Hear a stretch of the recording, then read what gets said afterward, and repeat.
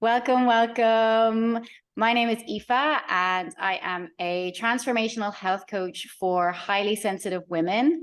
I help women to learn how to heal themselves from anxiety, depression, chronic pain, and chronic illness using mind body techniques, approaches, and education. So today it is so exciting to have Kevin Martillo Viner.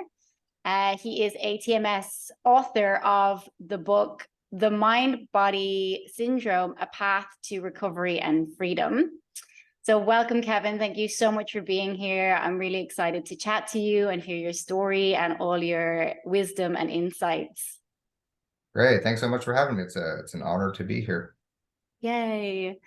So yeah, like even just reading the title of your book, Recovery and Freedom, when I speak to so many people who are suffering from just, the longest list of symptoms, and when I ask them, what they want, obviously they want to not be in pain anymore. They don't want the symptoms anymore.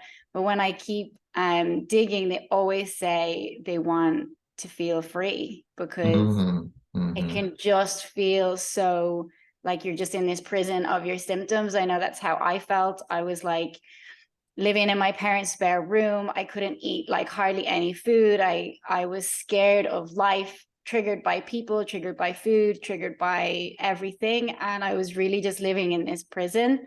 So yeah, I'm dying to hear more about what it was like for you back then when Mm. what like symptoms did you have? How did it feel? What was going on?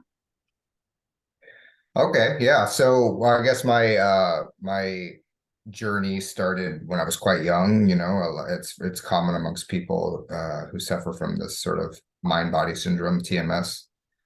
Which I'm not going to go into a great deal of what that is. I'm assuming that the listeners are know what this is, right? So because it would take the whole hour to really get into detail. So if you're listening to this and you don't know what TMS is, I would just say go to Dr. Sarno. He was the doctor who kind of spearheaded the whole thing, and just to get an idea what that is and start reading his books. That's really the first place to start. And I'll just add to that my contribution to the field is not what Dr. Sarno and a lot of other practitioners after him have done, which is their work really is almost convincing the person that this is a real thing that exists and that you have it.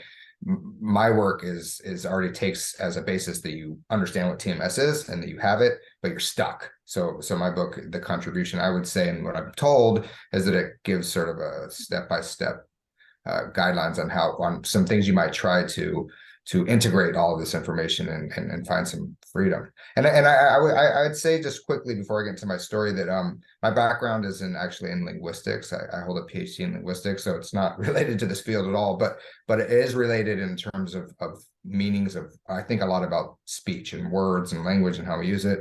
So, I very deliberately choose and chose when I was writing my book to use the word recover. A lot of people say heal, and that's fine, but what's important in the behind recovery is that you're not healing. It kind of indicates that there's actually like something wrong, right? That there's like you have a physical, like if you break your arm needs to heal. But if you're suffering from TMS, there's actually nothing physically wrong with you. So it's important to understand that. That's actually kind of the basis that physically there's nothing wrong with you. There are symptoms, but from where they stem from is a psychological process, an emotional psychological process. So using the word healing is it can kind of turn into this sort of circle of there is an injury there or something. So that's why I prefer to use the term recovery. And anyway, just to kind of put that out there. So yeah, I started having symptoms, early on, like many of us do that have from TMS. And for me, they started initially with stomach stuff, and I was like a young boy, really.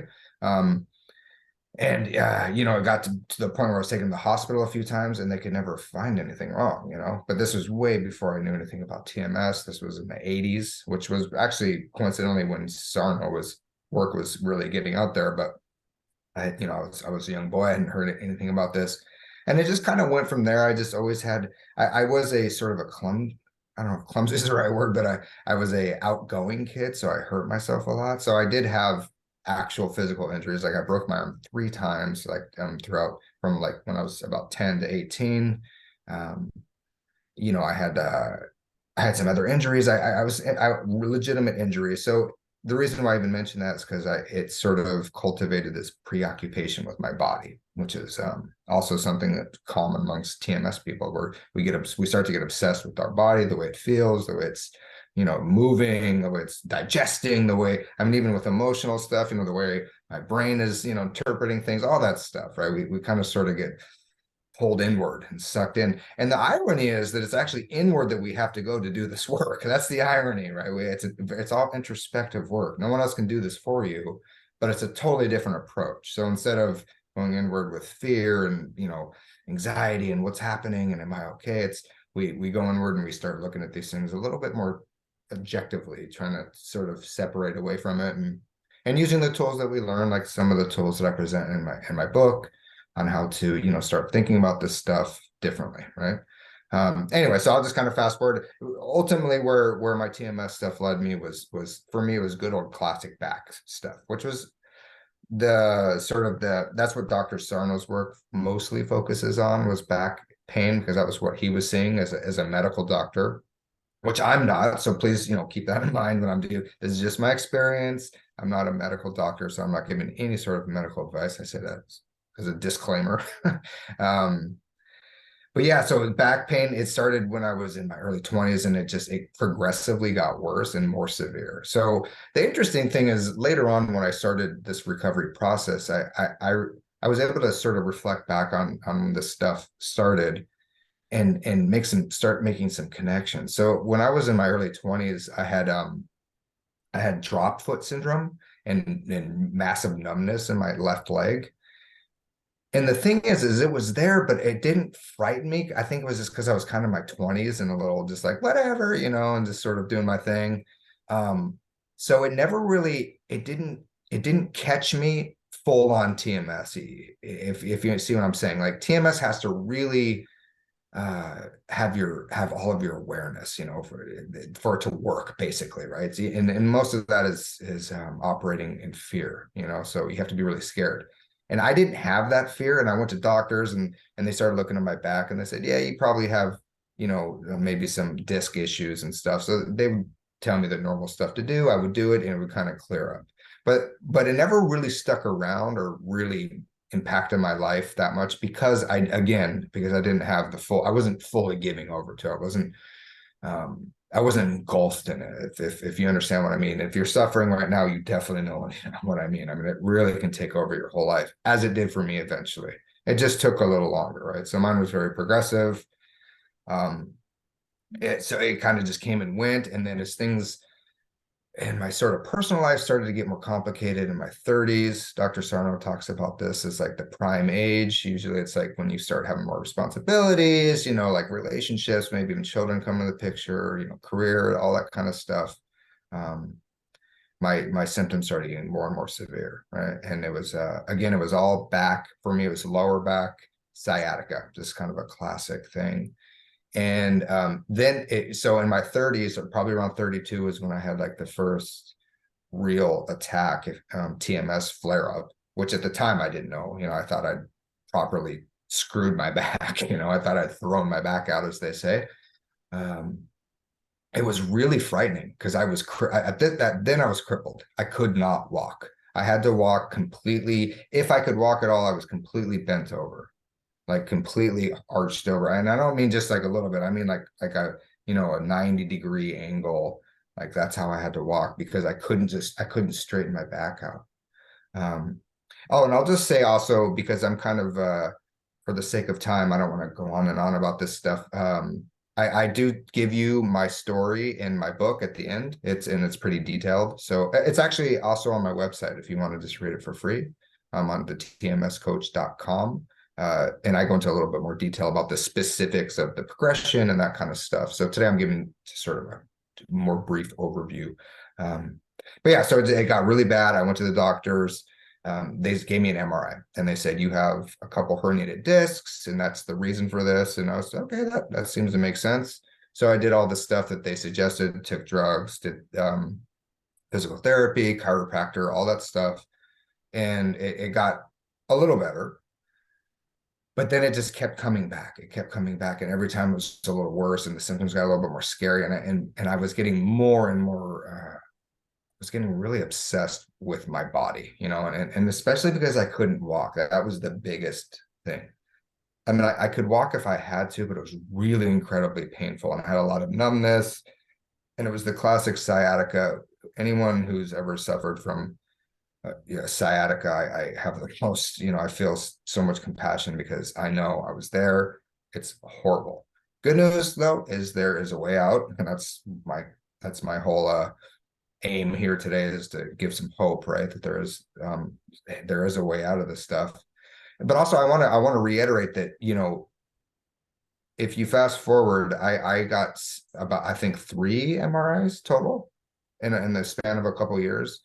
And each MRI basically showed the same stuff. They got a little bit worse just because, you know, it had spanned a couple of years, and just by virtue of aging, your body, you know, changes a little bit.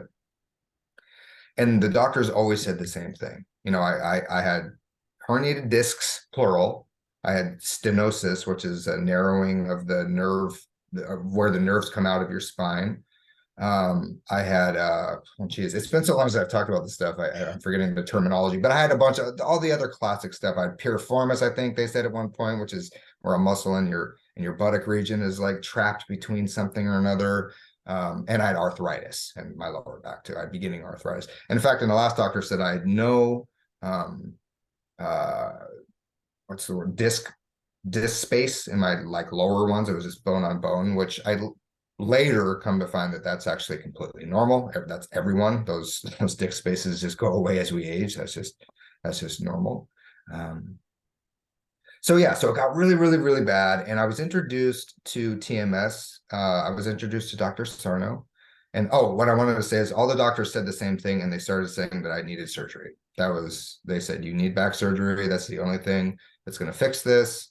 And that was really scary to me because I just happened to hear about botched back surgeries from other people that I knew, and also just that they didn't really it didn't seem to have a high success rate. In other words, people would get the back surgeries and then they would solve the pain or even worse. So luckily I had some of that information in my head that gave me just enough sort of skepticism that I decided to start to do some research on surgeries. I'm an academic, so I investigate probably too much, but it's kind of the nature of my myself. And so I investigated back surgeries, and I quickly, anyone who does back surgery investigation, if you really dive in, you start to see that they actually do have really bad success rates. I mean, they're poor. Some studies have put it in the 20% region, some even less, some a little more.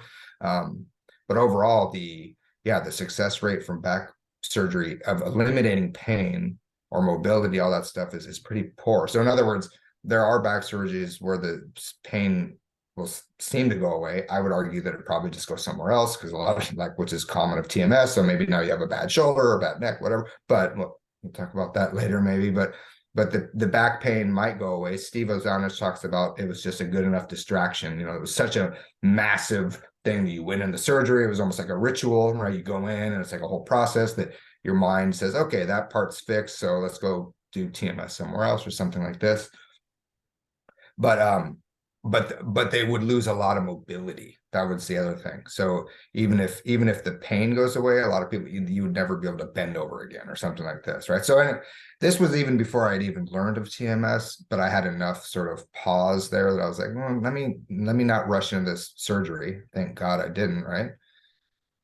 And but the symptoms kept getting worse and worse and more scary and lasting longer. I mean, I think my longest one was it was about a year, and where I literally just could not walk without excruciating pain for an entire year. It was horrible. And around this time I was, recently married, and I had gotten a new job. Of course, in retrospect, these are things that are prime candidates to trigger TMS stuff, any life events. And they don't, and I'll say this is something interesting that I don't think it's talked about enough in this TMS world, is it's not always negative stuff. It's not, and Dr. Sarno talks about this. It's not only just the death of a loved one or the loss of a job. It can be positive things. It can be getting married. It could be the start of a new career. It could be moving to your dream city, because these things cause an enormous amount of unconscious, emotions, anxiety, anger, all that kind of stuff. So important to put that out there.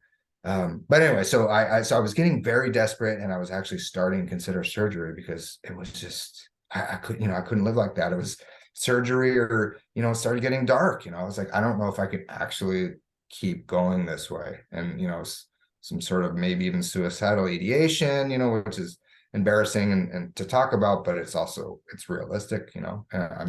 Whoever's listening to this, if you've suffered from chronic pain, I'm sure you've been there. And it's desperate, but often it's out of this desperation that we, a little opening comes in of, or maybe open our mind to, like, fine, I'll try anything at this point, right?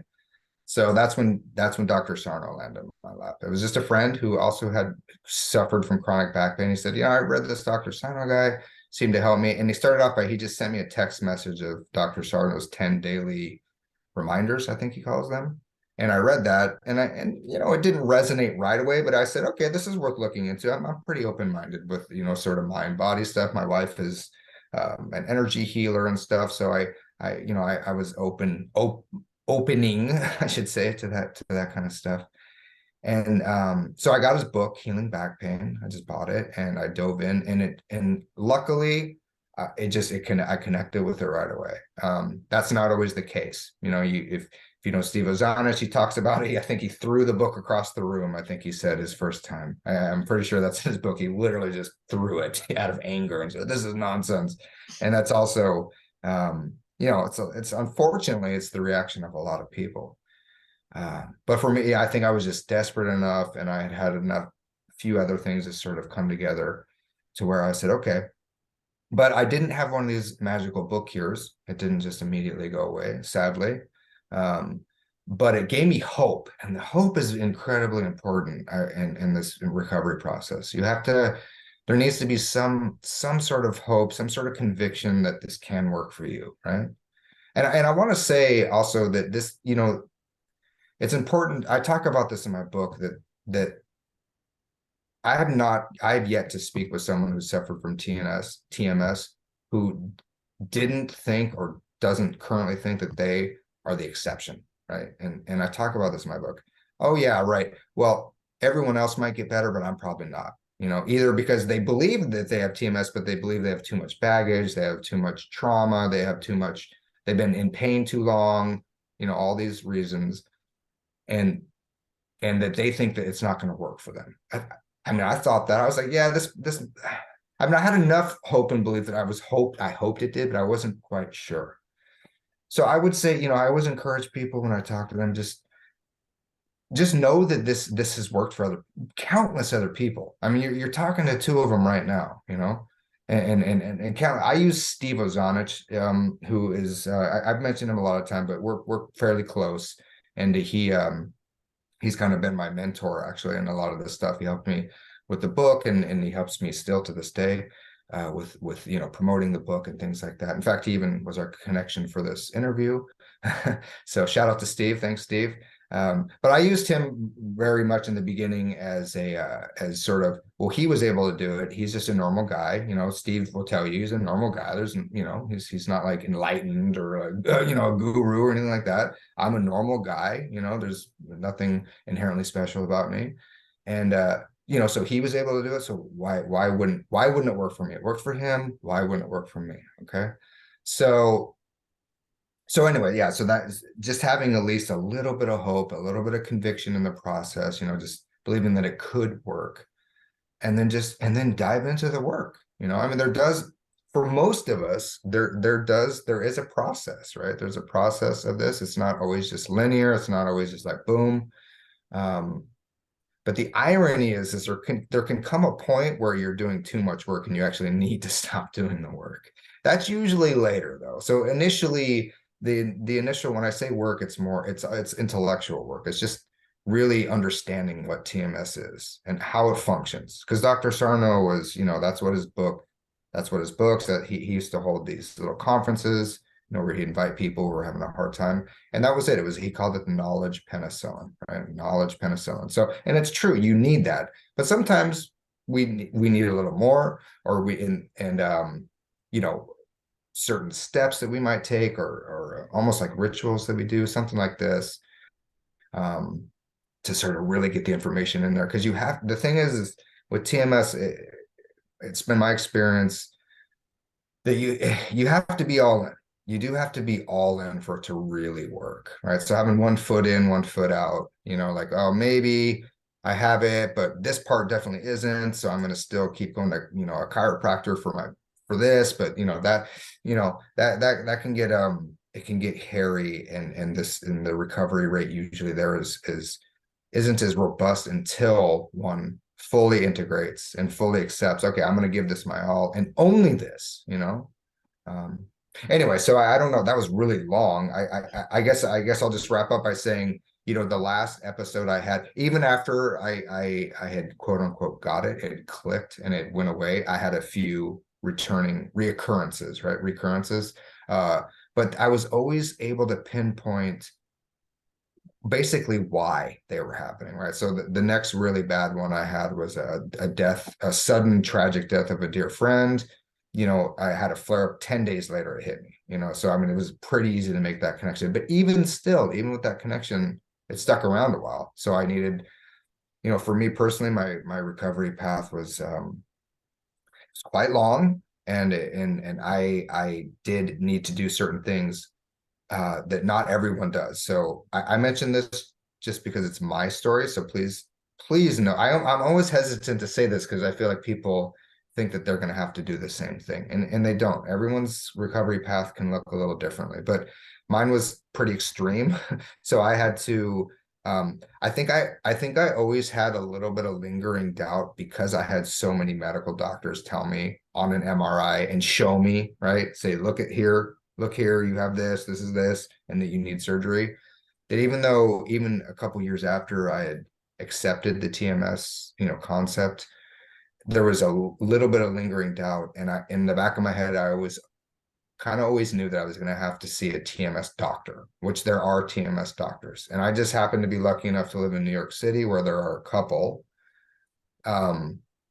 So after that relapse of my friend, and I was kind of stuck, I said, okay, you know what? I'm just going to go see an actual medical doctor who specializes in TMS to get the proper diagnosis, So I went and saw Dr. Gwadz, who's a fantastic doctor out in New Jersey, who I'm not sure is still practicing. Last I heard, I think he was considering moving. But anyway, the spelling of his name is a little challenging. I think it's Polish. It's like Gwodwz, I think, Gwadz. But you can look him up if you're interested in just TMS and something like that spelling. It's also in my book a few times if you need to reference the spelling. And he anyway, so I made an appointment with him, and I went, and he's such a great doctor. And he it was the first time I've ever sat down with a doctor for 2 hours, 2 full hours. He dedicates 2 hours to his TMS patients, and he takes a really robust history, similar to what I'm telling you now,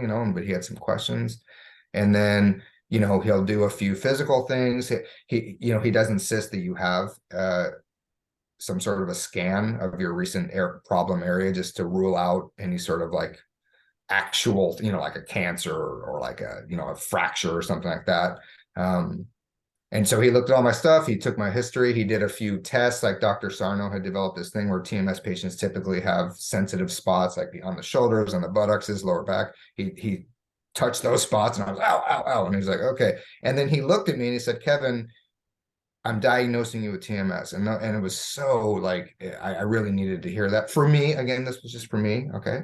I needed to hear that. And it was great amount of, actually relief came with that, and more conviction.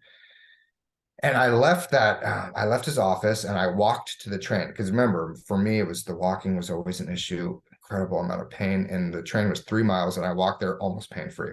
It was beautiful. It was glorious. But it came back just a couple days later. So my TMS was a stubborn one, right? So I said, okay, the last thing that there's 2 things that I haven't done that are suggested in the world of TMS for people who are really stuck. And that's, you could consider TMS a TMS coaching session with a coach, and or TMS therapy with a TMS therapist, like specifically for therapy. So I decided to give therapy a try because I also knew that I had some unresolved childhood stuff that I'm not going to go into here. It's just kind of personal stuff, but stuff that I needed to look at with a professional, basically. So it was kind of like two birds with one stone. I knew that I could get some good old talk therapy in there, which I had really never done therapy, but I'd known a lot of people. Therapy is very popular in New York City. Virtually everyone I know has a therapist, but I think in the world at large, in the Western world especially.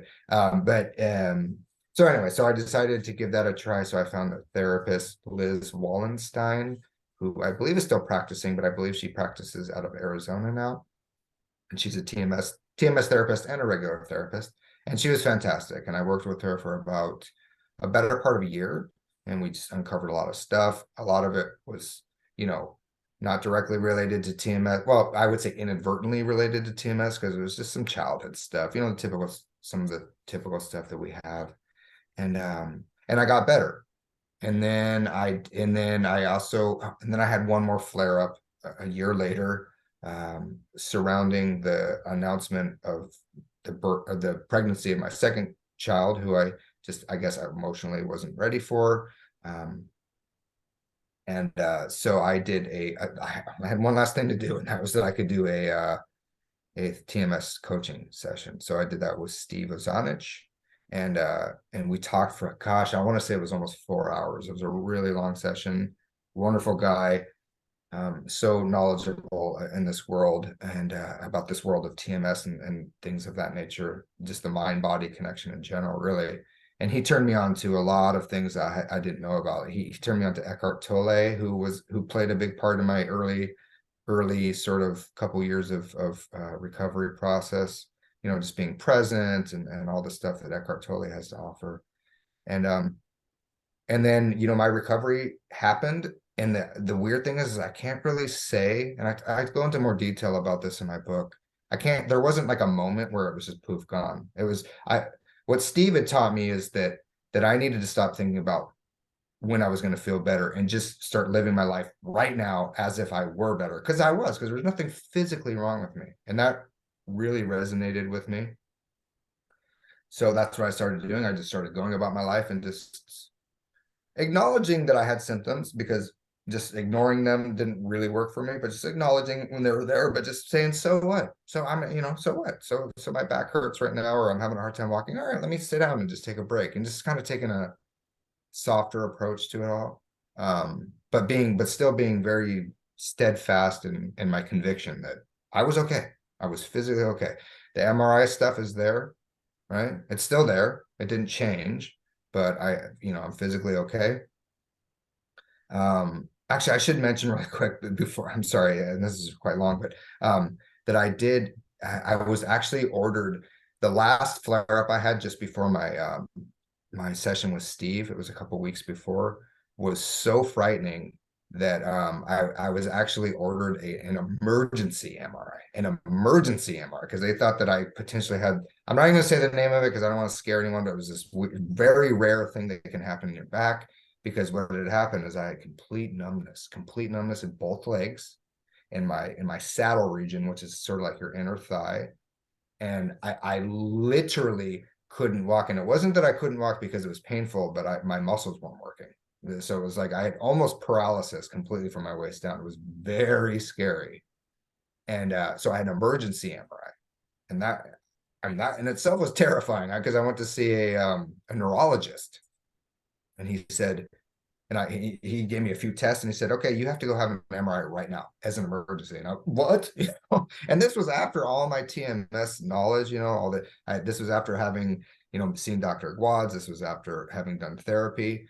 And I just had this really nasty flare up. I come to see it now that it was the last ditch effort. That's what I call it. I call it, and I say that in my book, it was TMS's last, like, I gotta get him really scared, right? I gotta really do something so severe, to keep him from experiencing these emotions that I don't want, because that's what the body is. That's what your mind is doing. It's emotions that it doesn't want you to to experience because it deems them as, so frightening.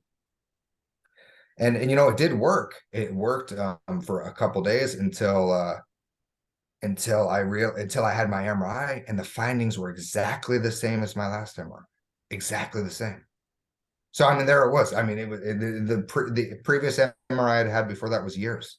I mean, it was like 3 or 4 years, and they were exactly the same findings, and yet I had these symptoms. So I knew. I mean, I wanted to believe that it was TMS anyway, but the symptoms were so severe and frightening that some doubt creeped back in. I got weak. And well, it wasn't even that I got weak. It was, I think, anyone in those circumstances would be told to make sure that there wasn't actually something. And I tell that to anyone when I in the rare instances that I do coaching nowadays, which I don't do a lot of now, but I make sure that they have been checked up to make sure it's not, that basically it's like some sort of a cancer, an infection, or a break. Those are really the 3 main actual physical things that that might be causing something. But I, again, never worked with anyone that was the case. It always turns out to be TMS. Not to say those things don't exist, but it hasn't in my world. Anyway, so I knew then when they told me that the findings were exactly the same, I knew the jig was up. Okay, what else could it be? It definitely is TMS, and that was my, up until now, 5 years later, my final recovery. I've had 0 flare-ups since then, and yet my back is exactly the same. In fact, I'm older. So if you're still in doubt, just think about that for a second. Think about it just logically. Okay, when I had my first MRI when I was around 32, now I'm 46. I had 3 or 4 MRIs, and they showed basically the same stuff with it getting a little worse just by virtue of aging. And yet I've had once I fully integrated the TMS concept, I've had 0 recurrences, and I'm way more active than I was before at 46. So physiologically speaking, if it were my back, that's like an impossibility, right? It would make sense that I would be in more and more pain. And that's one of the things that Dr. Sarno talked a lot about. He's like, well, if it were just aging and things like that, then that would mean all old people would be in chronic pain, which they're not, right? And why is it that a lot of times this strikes when we're at our peak health, in our 30s and our 20s, sometimes 30s. So anyways, I mention these things to, if you're sort of on the fence, to some things to think about logically. A lot of times the things don't align, and that's not always enough, but it's just more ammunition, or it's more, it's more fodder for your growth in this recovery. Anyway, so yeah, and then after a couple of years of being truly free, I could tell there was a notable shift after that emergency MRI, and when the lights went on, that was it. Before, it was like I think I was like almost there, and I just needed like one little more. Again, this is just my story. Not everyone has the same story, but that was my what I call my shift, right? So I shifted, and since then, I mean, life it's really, yeah, it's hard to explain, but I'm just not obsessed with my body. That's really kind of the main takeaway. I mean, I'm still a human being. I'm an organic living thing. So I still get achy, I still get sick, and I still, my elbow hurts sometimes, or my shoulder hurts sometimes.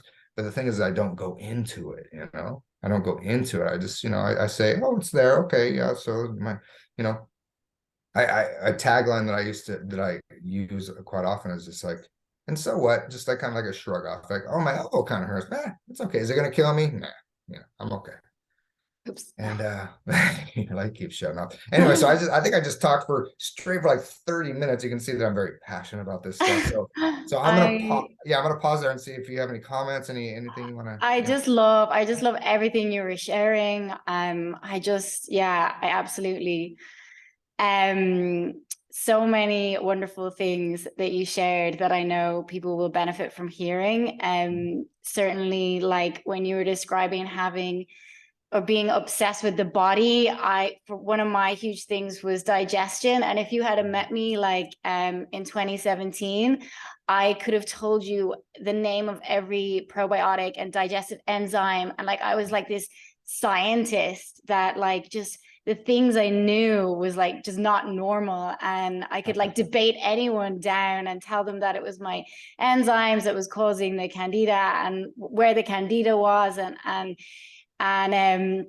yeah, it just becomes such an insular world, and you're so obsessed. And I always say to people, like, of course you're going to be obsessed with your symptoms. Like, you have this like debilitating, painful situation, and you're not getting any answers, and you're not getting the right help. So like you kind of have no other option but to like go to Google or start to try and figure it out yourself. But I love also how you shared like you had like the visuals of like your scans or your bones and stuff. So I guess like our mind really like can take in information, you know, visually, and then matching the visual like scan or whatever, and the bones and the things you're told about your bones, and then with the pain, that really is so much fuel. Like that's conviction. And then you're trying to get convicted to come down. It's going to take a while, right,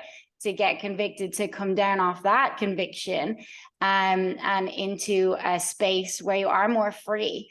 And I love how you shared like, so people always want to know like, how long does it take? And there was like, so you never get pain again, and how long is it going to take? Like 6 weeks? Like, can I just read a book? And so I actually did have like a little bit of one of those like miracle situations where I found out about MindBody. I had been sick with like so many symptoms for like 30 years, and no one could help me. And then I found Dr. Schubner and his book, and I within 2 weeks, I went to my local shop, and I did heal my IBS and my food intolerances. But what happened then, because I hadn't done like the kind of, what I like to say is like just maybe the deeper work, is that I then had like severe insomnia. I had the most intense anxiety I have like ever experienced. So yeah, like, it is what I like to call it. I love that you use the word recovery as well rather than healing. I like to say like it's a learning journey. Like you're just like on this journey of actually learning, or you're unlearning, right? As Dr. Schubiner says, you're unlearning a load of like bad habits and broken beliefs and mechanisms where you learn to like repress emotions. And then you're learning about yourself. And so when people say to me like, so you never get pain again, so you never get a symptom again, like really, I love what you just shared. And yeah, I do. Like when I moved to Spain, like I had stuff happen. Like I was stressed, like it was everything was working out in loads of ways, but it was scary. Even the good stuff was scary. And part of me maybe didn't believe I was worthy of it, and that part was freaking out. And there's just all kinds of little nooks and crannies that when you know how to do this work on yourself, it means like life becomes so much richer, right? Because you can like just learn a lot about yourself, and also feel so kind of free and indifferent to when symptoms like, or sensations, or whatever you want to call them, just arise in your body. Like, and when people say they want to be free, and I really know that's what they really want, is to just like not care, like just like not care so much that like, oh, my elbow's sore, or like, oh, I'm bloated, or whatever. It doesn't mean anything. And then it can really resolve, because you're by that kind of action and attitude, you're affirming to your nervous system that everything's safe. Because a lot of people I talk to are kind of like stuck in this place of like, I'm telling my brain, I'm affirming it's safe. It's like kind of like affirming it's safe, or doing these different things to like, to try and tell my brain that it's safe, or the symptom is safe. But it really is in that kind of like conviction. It's like when the penny drops. Oh, like this isn't maybe that dangerous to me, or that scary. Like for one thing that was like really sticky and stubborn for me was my sleep. And I just cared so much about, like, when I was going to sleep, oh my God, I better have a good night's sleep, better have a good night's sleep. Oh, I would wake up in the morning and I'd be like, oh my God, I never have a good night's sleep. Look, I look so tired. And I would go around thinking about it all day. And I found it really, really hard to break that loop. And just over time, and you know what I always say to my clients is I never really remember the moment that I stopped caring, because I stopped caring. I literally stopped thinking about it. And it's always like months and months later, I'm like, oh, I used to care so much about that thing that, like, I don't think it even happens anymore, because it's just not even a thing anymore, if that makes sense. Right. Yeah, absolutely. Yeah. So yeah, oh God, I loved so many things that you shared, but also, yeah, for me, I was at that age, like I was sick as a child. I also like read a bit of your story, and had stomach problems from a really young age. And when I was nearly 7 years old, we moved country from England to Ireland, and I used to also get these fevers. And when we moved country, all these symptoms ramped up. I got a fever so high I had to be taken into hospital. I was kept in hospital for 7 days, all these blood tests, all these tests, blah blah blah. But and then I was diagnosed as mystery girl, and all these things went on and on and on for ages. But it was in my early 30s when things just started to get way, way worse. And I mean, I wasn't getting married, I wasn't having children, I wasn't buying a house, I wasn't doing any of the scary, like, you know, adulting things. But it was certainly like a pressure, or you know, the ideas or desires or things that I wasn't achieving. My friends were getting married and having kids and doing this, and their careers were going here, and I seemed to just be going like more inwards, more down. And that the thoughts around that, the belief systems around that, were all just like amplifying the fear. And then I did have also like a, you know, a death of a dear friend, and a different things happen, loss of a relationship and things like that. And that all of that time, age 30, you know, a series of traumatic events, and then a lifetime of these unresolved symptoms. And that was really the lowest, the worst, where everything was like just totally out of hand for me. But yeah, that's when I found the mind body connection. And yeah, I did have those like miraculous results, but for me, that was all the proof I needed. You know, for me, that was like the proof. I was like, damn, like 30 years of like the best doctors in the world, the best healers, like everyone, digestive enzymes and probiotics out the door. And I just resolved this symptom. And that was so fun.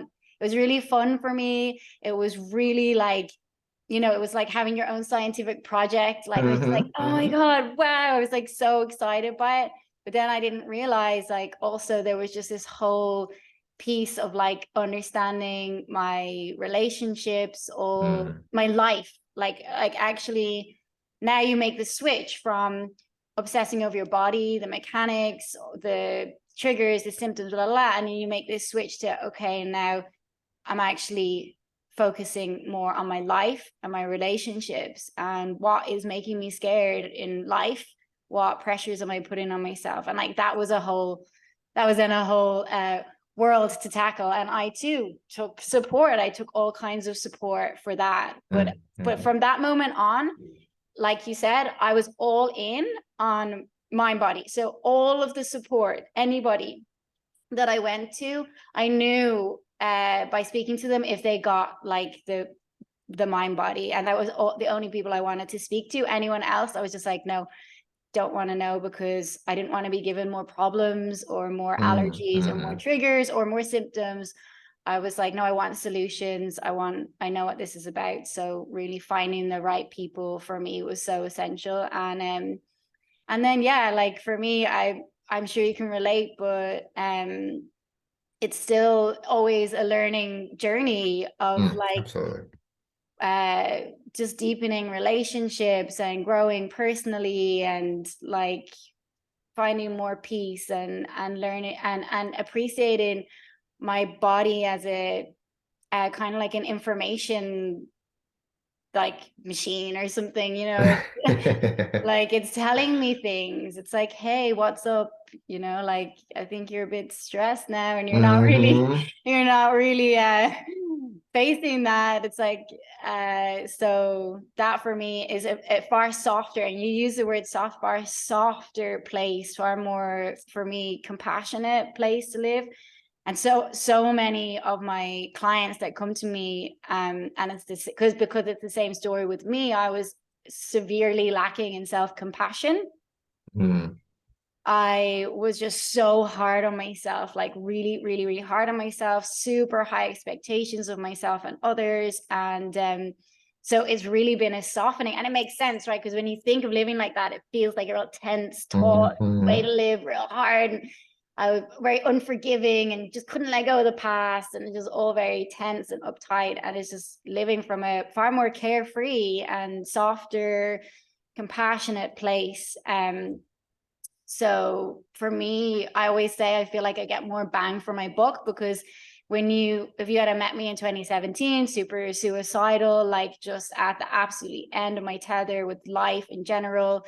But if you had asked me, like, if you have like one wish, what do you want? I would just say take the symptoms away, and I would take my life and everything as it was. But what I got was so much more, like so much more. My life, just days are so much more richer and more interesting and fun and creative. And the symptoms is just like a bonus, a side effect, that they're just not, some of my things are just not even a thing, an existence. And then other things are just bits of information coming to me to guide me, and that's kind of it.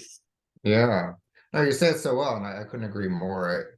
And I mentioned this in the book, and it's a hard pill for a lot of people to swallow, and I get it, especially when you're in pain. But it's this work, this TMS, this introspective TMS work that we do, it has the potential to be the greatest gift. And I know telling someone who's in chronic pain to say that this can be the biggest gift. I mean, they don't want to hear that, right? But again, I go back to what I was saying earlier, just having conviction, just having belief, deep belief in the fact that it has been that way for you, for me, for countless others. It can be for you too. And it's everything you said, having fun with it, like taking an interest in it as opposed to a fear approach, right? It's taking some interest in what's going on here. And what you said at the end there, I couldn't agree with more. So often the people, who are suffering from this, people, and I get it, I was there. You think that once the symptoms get better, then your life will get better. But it's actually the totally opposite. We have to get our lives better, and then the symptoms just are secondary, like you said. And again, like you, when I fully recovered, there wasn't a moment that it's gone. It was months, and I was, oh my God, because I'd been doing everything I wanted to do. And this is what I tell people when I coach them. It's like, look, if you have no restrictions on the things that you want to do, if you're and being realistic about it. So in other words, if you want to do a triathlon and you're 70, yeah, you probably could, but I mean, I'm sure actually you could, but having some realistic expectations about where you are in life, right? Because a lot of times people reflect back, they're 60 and they say, well, I don't feel like I did when I'm 18 or 20. Well, clearly you don't. You're 60 now. It's just the way the body works. But so if you're going about your life free of fear, right? So you're doing the exercise you want to do, you're playing, you're engaging with people the way you want to do, you're a social, whatever it is that you like to do that maybe you stop doing because of your symptoms. So if you love movies but you couldn't sit for 2 hours, which is very common because your back hurt or whatever, but then you start just doing that and just doing your best to sort of acknowledge the symptoms. I never tell them to ignore them, because that's another mechanism of suppression. Acknowledge them, but then just move on. Acknowledge them, move on, right? You tell I'm fine, that's okay, it's just symptoms, but my back hurts, I'm watching this movie, I'm going to focus on this movie, I choose to focus on this movie. By doing this, by practicing, because you do need to reset your mind, and this does, like you said earlier, years and years and years of being indoctrinated into the way the medical establishment is. It needs we need to change our mind. I say in my book very clearly, you can't expect it to recover from TMS using the same mindset that you had that produced TMS, right? So the same mind that produces TMS can't be the same mind that's going to help you recover. There has to be a shift there. There has to be a change, How profound that is varies from person to person. It sounds like you like me had a very profound one, and that it really affected your whole life in a good way, right? In a good way. Everything you, like you said, everything started becoming better. So yeah, just this idea of if you're going on with your life and you're not restricted by your symptoms, then I always ask the people I've worked with, so what does it matter if you have symptoms? Who cares, right?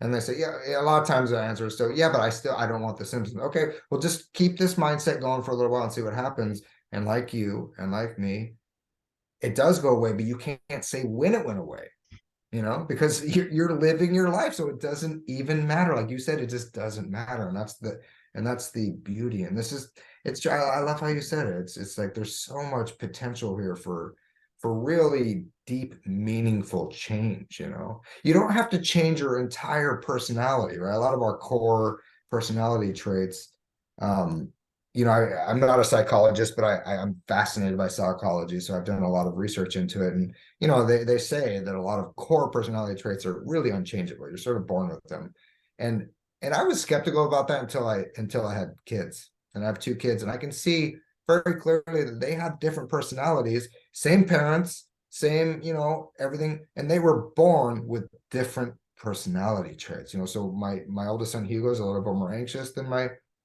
younger son Julian. So why is that? I don't know. I mean, I don't know you could talk about spiritual stuff, we could talk about anything, but it doesn't matter. The point is, these are core things. So that doesn't necessarily mean that that you have to change them. It might be impossible to change them. So what you do is you learn to work with them, right? Redirect some of that stuff. I have a small little chapter in my book called Redirecting Perfectionism, which you mentioned earlier. It's very common amongst us, having perfectionist ideas.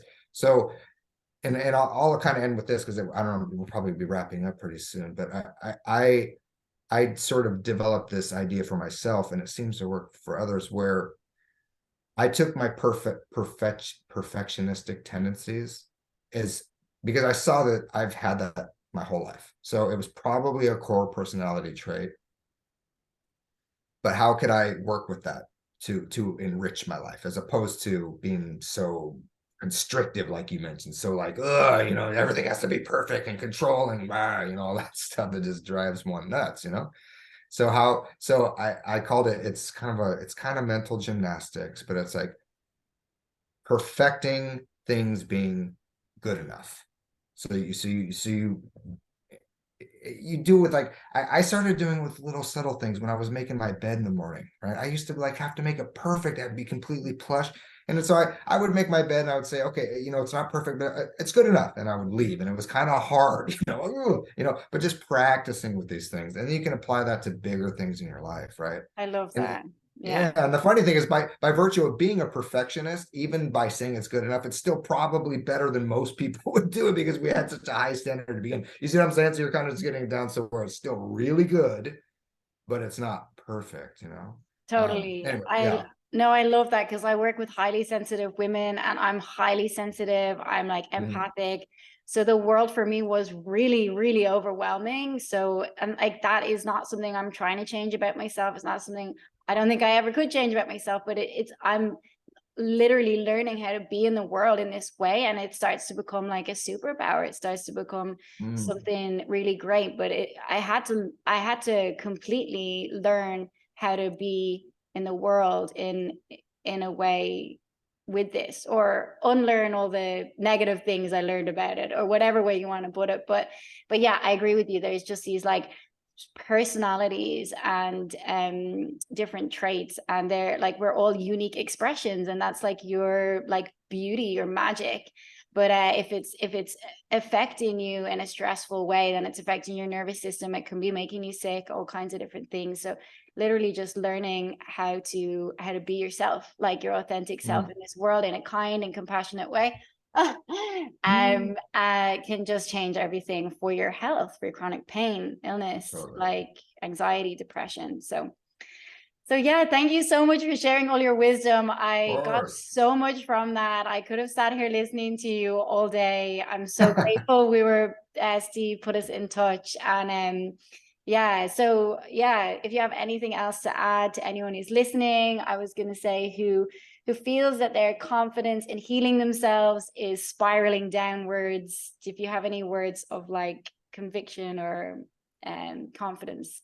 Yeah, just remember, like it's kind of, you can summarize it like this: if he or she can do it, they're human. I can do it too, right? There's nothing special. I mean, whatever. We could take the Yeah. approach that we're all special, you know, unique little I'm flowers an and everything. ordinary person. Right. I did it. Yeah, that's my point. You don't need any special degrees. You don't need any special. In fact, that stuff can often hinder. I joke that sometimes my higher education stuff hindered my, because I was so intellectual, you know. So the idea, just yeah, just know, start there. Know that other people have done it, but countless others, literally countless. And I would encourage you to pick maybe one or two to and really focus on their story, right? Mm. So I mean, it could be me if you know if I resonated with you, it could be Aoife, it could be Steve Ozanich, it could be, and there's any number of people that have written about this stuff, right? And just know that they were able to do it and that they did it. Why can't you? There's a what's you know what would be the mechanism there? So just try to cultivate a little bit of hope and Mm. and I would encourage you. I'm a little selfless, you know, publicizing, but you know, have a look at my book too. It's available on Kindle, or a hard format, and you know, I offer lots of different approaches to tackle this, you know, because different approaches work for different people. But it's laid out very like step by step. So it's help. I've been told by people who've read it that it's helpful in that regard because it's very practical. Like try this, try this, and see what happens. So taking an inquisitive Yeah. interest, you know, like you shared, right? This idea. I love that you said that. I actually hadn't heard that. Like it was like a science project, and it's true because I'd never thought of it in those terms, but I did. I remember taking an interest, like, oh wow, look at this, like, oh, the pain's there, and so instead of being like, oh god, the pain's there, it's like, oh wow, look at that, what's it doing now, and just watching where it goes, watching how long it lasts, you know, but from a state of like objective awareness, you know, as opposed to when is it going to go away? Because that just seems to prolong it for some reason. Yeah. So any of that stuff, anything I just blabbed out there, Yeah. hopefully No, can I resonate love with the that. And I listeners. have Kevin's details. I'm going to put them in the description for this video. So anyone can just go to the description and they can click on any of the links and get your book and go to your website and get in